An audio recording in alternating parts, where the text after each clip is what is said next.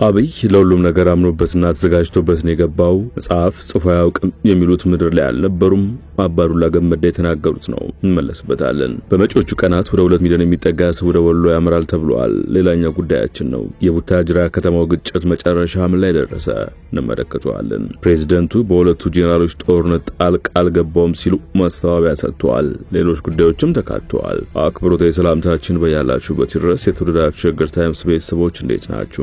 ሰዓቱ መረጃ ጥንቅራችን በዕለቱ የተሰሙ አዳዲስ ጉዳዮችን በስፋት ይዳሰሳል። በመግቢያችን ላይ ያስተዋወቅናችሁን አበይት ነጥቦች እንደሚከተለው በዝርዝር እንመለከታለን። አብራችሁን ቆዩ።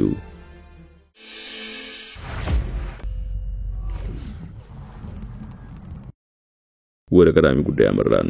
አብይ ለሁሉም ነገር አምኖበትና ተዘጋጅቶበት ነው የገባው። መጽሐፍ ጽፎ ያውቅም የሚሉት ምድር ላይ አልነበሩም ብለዋል አባዱላ ገመዳ።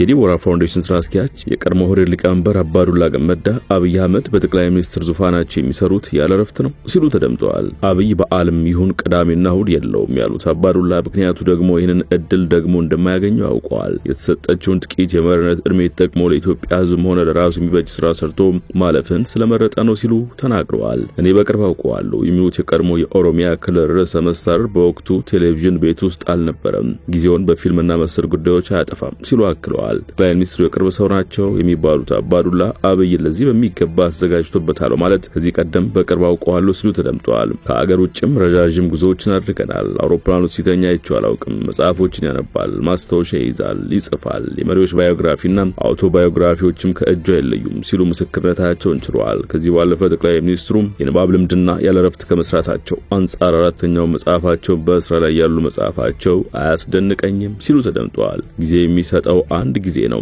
ከዚህ ውስጥ ታሪክ ሰርቼ ሀገር ለውጭ ለትውልድ ማስተላለፍ አለብኝ ብሎ ቆርጦ የተነሳ ነው በሚል የመሰከሩት አባዱላ እኔም በተሰጠኝ ጊዜ ረባ ነገር መስራት ካልቻለን የሚተርፈው ኪሳራ ነው በሚል እሳቤ አምንበታለሁ ሲሉ አክለዋል። ጠቅላይ ሚኒስትሩ የመጽሐፍ ችሎታ እንዳላቸው ያወቁት ገና ከመከላከያ ሚኒስቴር ሳልወጣ እርሱም ወደ ደቡብ አፍሪካ ሳይር ነው በማለት ከዚህም ባለፈ በልጃቸው ዲቦራ የህይወት ገጠሜ ላይ የተጻፈው መጽሐፍ ጨምሮ ከዚህ ቀደም የጻፏቸው መጽሐፍት አብይ እንደገመገሙላቸው የጠቆሙት አባዱላ አንድ መጽሐፍ አንብቦ ሂስ ለመስጠት 2-3 ቀን ሲፈጅበት አይቻላውቅም ነው ያሉት። አባዱላ ይቀጥላሉ። ያልከታተላቸውም ነገር ግን ሰዎች ልከውልኝ አይቻለው አብይ መጽሐፍ ጽፎ ያውቅም የሚሉ እንዳሉ ሰምቻለሁ። እነዚህ ያለ ምላሽ እርሱ ሲጽፍ እነርሱ ምድር ላይ አልነበሩም ማለት ነው ሲሉ ተከላክለውላቸዋል።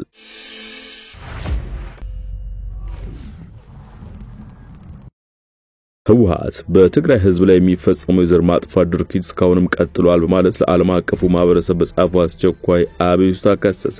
የግጭት ማቆም ስምምነት ዋስትና ሰጪዎች አሜሪካ፣ አፍሪካ ህብረት፣ አውሮፓ ህብረት እና የተባበሩት መንግስታት ዝምታን በመምረጥ በትግራይ ላይ የሚፈጸመው ዘር ማጥፋት እንዲቀጥል አድርገዋል ማለት ያወገዘው ህወሓት ዓለም አቀፉ ማህበረሰብ በዝምታ ውስጥ የትግራይ ውድመት እንዲቀጥል መፍቀድ የለበትም ብለዋል። ፌዴራል መንግስቱ በስምምነቱ የተገቡ ቃል ኪዳኖችን ማክበር አልቻለም በማለትም ወቅሷል። ህወሓት ባለፉት 5 ዓመታት ጠለሎች ጠለሉ መቶ ሺዎች የሚቆጠሩ ተፈናቃዮች በረሃብ በበሽታና ከለላ በማጣት አልቀዋል ብለዋል።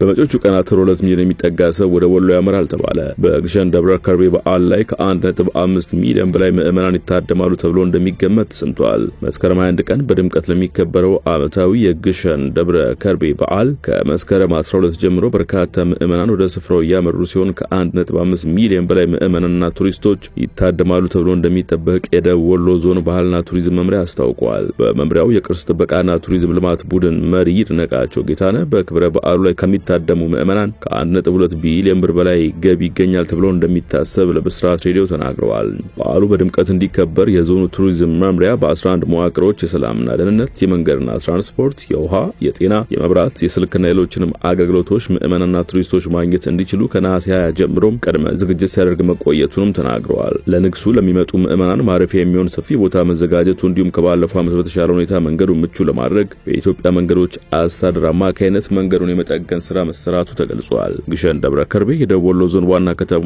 ከሆነችው ደሴ ከተማ በ82 ኪሎ ሜትር ርቀት በአምባሰል ወረዳ ግሸን ተራራ ላይ ትገኛለች።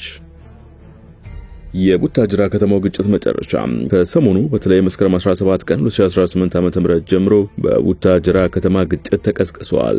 ወጣቶች ከፖሊስ ጋር የተጋጩት የሲናኖ ሴራ የተባለው ባህላዊ ሽምግልና ስርዓት የባለቤትነት ጥያቄ ጋር ተያይዞ በተከሰተ አለመግባባት ነው ተብሏል። ወጣቶች የከተማን ጎዳናዎች በድንጋይና በጎማ ዘግተው መዋላቸውን የዓይን እማኞች ለዶይቼ ቬለ ተናግረዋል። በከተማው እስከ ቀኑ 7 ሰዓት ድረስ ተኩስ ርምታ ይሰማ እንደነበር የጠቀሱት ነዋሪዎቹ የአምቡላንሶች ምልልስም በርቀት ሰምቷል ብለዋል። በከተማው መረጋጋት ባለመስፈኑ ምን ያህል ሰዎች እንደተጎዱ ለማወቅ አስቸጋሪ መሆኑንም ተናግረዋል። ሲናኖ ሴራ የተባለው ባህላዊ ሽምግልና ስርዓት በመስቃንና በሮቢ የቤተ ጉራጌ ማህበረሰቦች መካከል የባለቤትነት ይገባኛል ጥያቄ ሲነሳ መቆየቱ ይታወሳል። ይህም በተደጋጋሚ መስቃን ወጣቶች ሽማግሌዎች ይሄ ልክ አይደለም፣ ባህል ማጥፋት ተልዕኮ ነው ብሎ መስቃን ወጣቶች መስከረም 17 ምሽት ጀምረው ቡታጅራ ከተማ ወደ አደባባይ ወጥተው የተቃውሞ ማንሳታቸው ምንጮች ገልጸዋል። በከተማዋ ሆቴሎች፣ መኪኖችና መገልገያ ንብረቶች ላይ ጉዳት ደርሷል ብለዋል። አመጹ ቀጥሎ በከተማ መደበኛ እንቅስቃሴም ተስተጓጉሏል ብለዋል። ችግሮች በሰላማዊ መንገድ መፍትሄ እንዲያገኙ ማድረግ እንዲለመድም ጥያቄ ቀርበዋል። በነዳጅ የሚሰሩ ተሽከርካሪዎች ጣፋንታቸው ወደ ኤሌክትሪክ መቀየር ነው አለ የትራንስፖርትና ሎጂስቲክ ሚኒስቴር። የትራንስፖርትና ሎጂስቲክ ሚኒስትር ዴኤታ በርሆ ሐሰን በነዳጅ የሚሰሩ ተሽከርካሪዎችን ወደ ኤሌክትሪክ ለመቀየር ስታንዳርድ ጸድቆ መመሪያ የተዘጋጀ መሆኑን ገልጸዋል። ኃላፊው የኤሌክትሪክ መኪና በዓለም አቀፍ ደረጃ የተስፋፋ ባለበት በዚህ ወቅት ኢትዮጵያም ከ100 ሺህ በላይ ተሽከርካሪዎችን ወደ ገበያው ማስገባት ትችላለች ማለታቸውን ኢትዮጵያን ፕሬስ ድርጅት ዘግቧል። በመጪዎቹ 10 ዓመታት ወደ ሀገር ውስጥ ከሚገቡ ተሽከርካሪዎች መካከል 95% የሚሆኑት የኤሌክትሪክ ማድረግ የተሰራ መሆኑን ተናግረዋል። መንግስት የኤሌክትሪክ መኪና ምርትን ለማፋጠን የነዳጅ ወጪን ለመቀነስና አረንጓዴ አካባቢን ለመገንባት አቅደው እየሰራ ሲሆን በቀጣዮቹ 10 ዓመታት ውስጥም ከ500 ሺህ በላይ የኤሌክትሪክ ተሽከርካሪዎችን ወደ ስራ ለማስገባት ከፍተኛ ጥረት እያደረገ መሆኑን አክለው ገልጸዋል።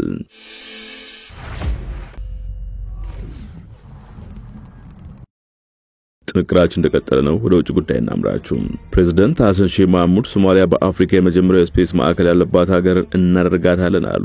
የሶማሊያው ፕሬዝዳንት ሐሰን ሼህ መሐሙድ ሀገሪቱ የሚቀጥለው ወራት የመጀመሪያውን የነዳጅ ጉድጓድ ቁፋሮ እንደምትጀምር አስታውቀዋል። ከዚህ ባለፈም የመሰረተ ልማት፣ የኢኮኖሚ ልማት፣ ትምህርት ዘርፍ ላይ በስፋት ለመስራት ተዘጋጅተናል ያሉ ሲሆን 10,000 መምህራንን ጨምሮ ሰፊ የሰው ኃይል እንፈልጋለን ብለዋል። ይህ ደግሞ ሶማሊያ የጠፈር ጣቢያ ያላት የመጀመሪያው አፍሪካዊት ሀገር እንድትሆን ኢላማ ያደረገ ነው ሲሉ ጠቅሷል። ከዚህ ጋር በተያያዘ ሶማሊያ መከላከያ ሚኒስትር ግብጽ ካይሮ ናቸው። ሚኒስትሩ አህመድ ሙአሊም ፊቅ ከግብጽ አቻቸው ጋር በካይሮ ተገናኝተው በሁለቱ ሀገራት መካከል ወታደራዊ ትብብርን ስለማሳደግ ተወያይተዋል። በውይይቱ ላይ ግብጽ ለቀጠናው ደህንነት ያላትን ቁርጠኝነት በማረጋገጥ በሶማሊያ አፍሪካ ህብረት ድጋፍና ማረጋጋት ተልዕኮ ውስጥ የሚሳተፉ የግብጽ ወታደሮች በቅርቡ ወደ ሶማሊያ እንደሚሰማሩም አስታውቃለች። ፕሬዝዳንቱ በሁለቱ ጄኔራሎች ጦርነት ጣልቃ አልገባውም ሲሉ ማስተባበያ ሰጡ። ፕሬዝዳንት ዊሊያም ሩቶ ኬንያ በሱዳን እየተካሄደ ባለው ግጭት ውስጥ ጣልቃ ገብታለች የሚለውን ውንጀላ ውድቅ በማድረግ የናይሮቢ ሚና በተፋላሚ ወገኖች መካከል የውይይት መድረክ በማቅረብ ላይ ብቻ የተገደበ ነው ሲሉ ለሚነሳባቸው ተቃውሞ ምላሽ ሰጥተዋል። ሩቶ ከፍራንስ 24 ጋር ባደረጉት ቃለ ምልልስ ኬንያ አንዱን ወገን ትደግፋለች የሚለው ውንጀላ በወሬና በፕሮፓጋንዳ ላይ የተመሰረተ ነው፣ መሰረተ ቢስ ሲሉ ማጣጥለውታል። ኬንያ የምትከሰስበት ምክንያት ለሚመለከታቸው አካላት የውይይት መድረክ ስላቀረበን ነው፣ ከዚህ ውጪ ሌላ ምንም አይደለም ያሉ ሲሆን ከዚህ በዘለለ ለአንድ ወገን የምንሰጠው ድጋፍ የለም ሲሉም ተደምጠዋል። ሩቶ የኬንያ አቋም ወጥነት ያለው ነው በማለት ሁለቱ ተቀናቃኝ ጄኔራሎች ሱዳን ጦር ኃይሎች መሪ አብዱል ፋታህ አልቡራንና የፈጥኖ ደራሽ ድጋፍ ሰጪ ኃይሎች አዛዥ መሐመድ ሐምዳን ዳጋሎ ከተመሳሳይ ጦር ሰራዊት የወጡና የአንድ ሀገር ሰዎች ናቸው በማለት በጦርነቱ ወቅት የተፈጠረውና ለሁሉም የጭካኔ ድርጊቶች እኩል ተጠያቂ መሆናቸውን ተናግረዋል። ኬንያ አልስማማችሁ አንዱ ከሌላው ይሻላል የሚለው አሳሰብ ነው። ሁሉም አንድ ናቸው፣ ሁሉም ግፍ እየፈጸሙ ነው ብለዋል።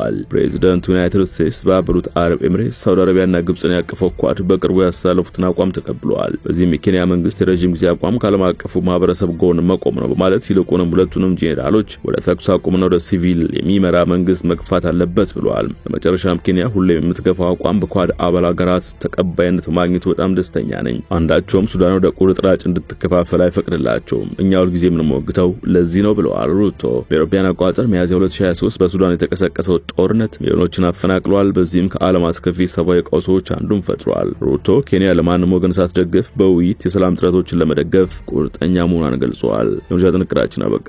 በያላችሁበት ሰናይ ጊዜ።